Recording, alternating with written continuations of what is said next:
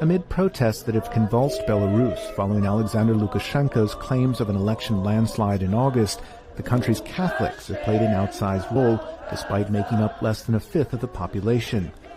A key moment when Belarusian Catholic Archbishop Tadeusz Kondrushevich condemned a police crackdown on protesters in the wake of the vote. His statements led the government to withdraw his passport and exile him from his own country. The reprisals, unprecedented against religious figures, even in Lukashenko's repressive rule, have come as the Belarusian government has increasingly viewed the country's 1.6 million Catholics as enemies in the current political crisis.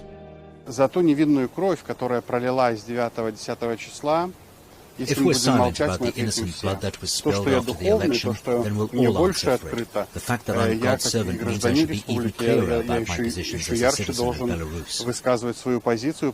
The demonstrations are centered in the country's capital, Minsk, where every weekend Catholics join the tens of thousands to take to the streets, risking arrest. Meanwhile, in Belarus's east, along the Polish border, where Catholics are more prevalent, support has come from a more unexpected source. Father Pavel, an Orthodox priest affiliated with the Moscow Patriarchate, argues Lukashenko's actions are reminiscent of Soviet-era repressions against his own church's followers amid the Great Terror.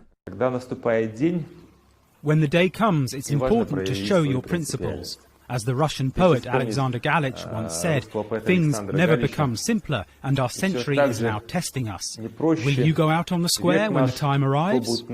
The faithful Catholics who crowd the local cathedral are mostly of Polish descent, feeding the government's mistrust, argue locals.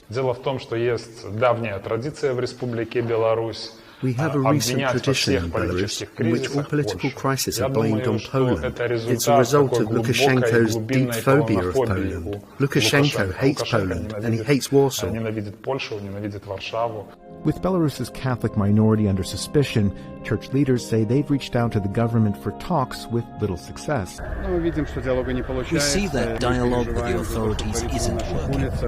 We worry that you can't go out on the street without unknown people in masks arresting you, ending up in a courtroom. As the struggle for power continues, Belarus's Catholics have been drawn into the wider dilemma facing the country: which vision of Belarus's future they prefer, and how much they're willing to risk to attain it.